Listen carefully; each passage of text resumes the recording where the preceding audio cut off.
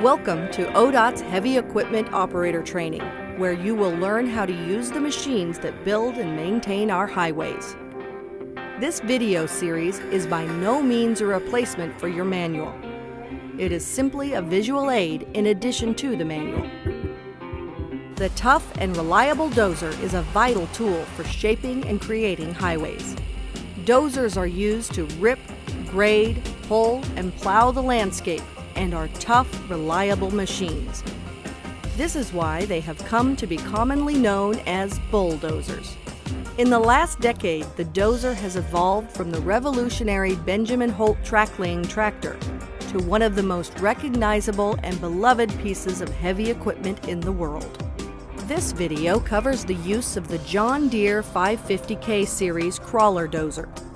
If you operate a different dozer, then you'll need to refer to its manufacturer's manual to learn about its safety and maintenance needs. At the beginning of your shift, you will need to complete a series of inspections and do an operational walkaround to ensure that your machine is in good working condition and meets safety standards. First, make sure you have all your personal equipment packed and with you before operating the dozer. This includes ODOT-issued ANSI Class 3 gear that is appropriate for the day's duties. It is important to wear tight-fitting clothes and safety equipment to avoid any entanglements within the dozer's cabin or its multiple moving parts. Prior to starting your day's work, make sure the machine is on level ground and perform the following action. First, visually check that the machine has the proper track sag. An improperly adjusted track wears at a more rapid rate. If the track is too tight, it will increase wear on the pins, bushings, links, sprocket, and front idler. To check the dozer's sag, position the track so that a track pin is centered over the carrier roller. With a straight edge, measure the distance from the track grouser to the bottom of the straight edge. Proper sag distance is 2.5 inches. If the track is too tight, then simply remove the access plug and loosen the fitting 1 to 2 turns counterclockwise to release the grease through the vent hole. If you need to tighten the track, then add grease to the zerk using a grease gun.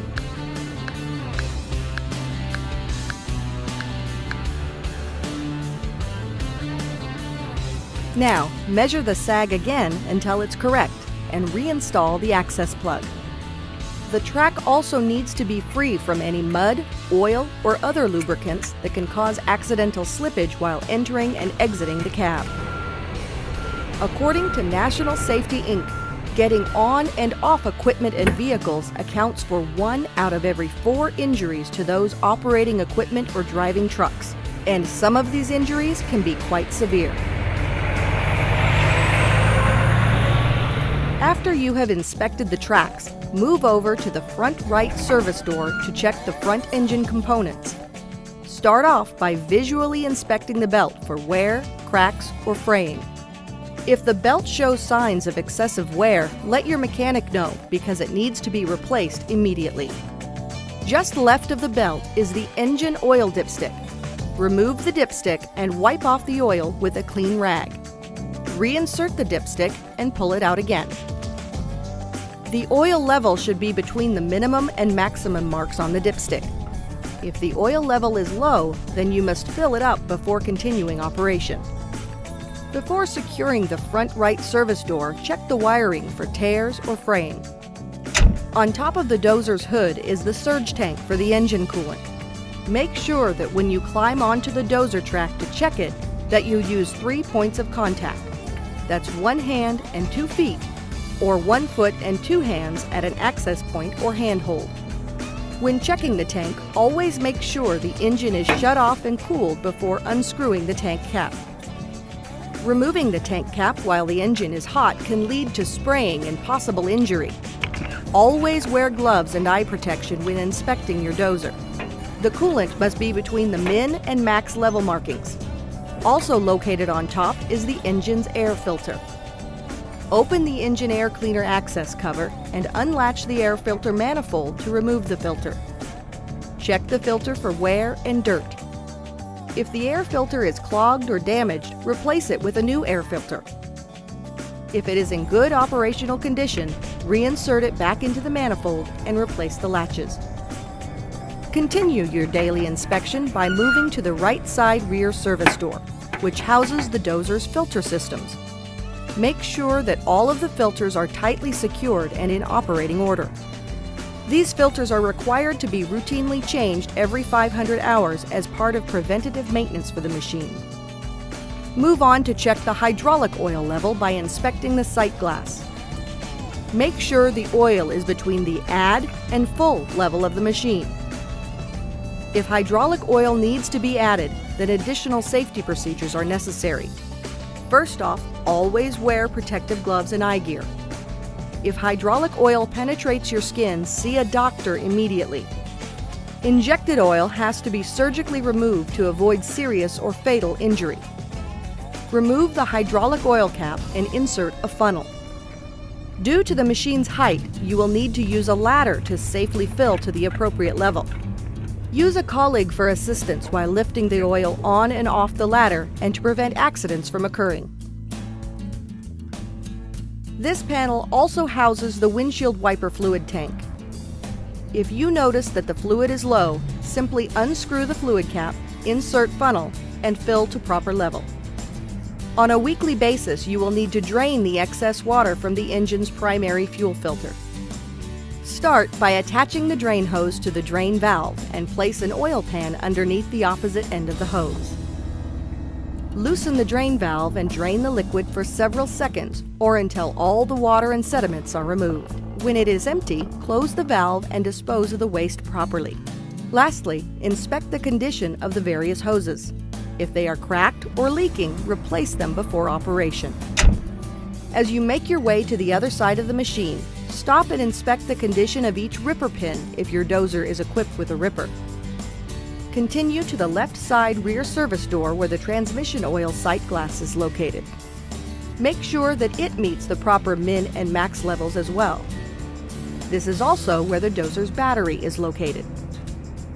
Visually inspect the battery's terminal for corrosion and check to make sure that the connections are tight. Never handle the battery without proper gloves and eye protection. Sulfuric acid in battery electrolyte is poisonous.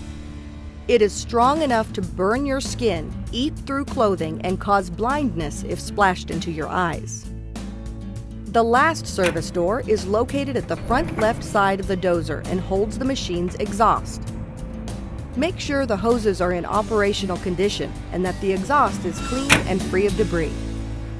Make your way to the front of the Dozer and check that the blade edge is attached tightly and in good operating condition. Also, make sure that the cables and hoses behind the blade are not torn or frayed, and that the engine fan guard is clean and clear of debris. With the main engine components checked and operational, make sure your Dozer is properly lubricated. Using a grease gun, make your way around the machine and add grease to the various grease zerks. Wipe the zerks with a clean cloth before applying lubrication to eliminate dirt from entering the system. With the lower exterior checked, make your way onto the Dozer's track and clean the windows with window cleaner for maximum visibility. While you're there, be sure to check that your wipers are not worn and in good working condition. Before entering the cab, remove all trash and loose items that could become safety hazards during operation. Check that all lights are in working order, as well as the windshield wipers. When starting the Dozer's engine, check the system gauge indicators located on the display monitor and make sure that no warning indicators are illuminated and that all of the oils and fuel gauges are at their proper levels. Make sure that the horn and backup alarm are working. Finally, make sure that all your safety equipment is present. This includes a fully stocked and charged fire extinguisher that's not expired, and a seatbelt that is free of tears and properly locks.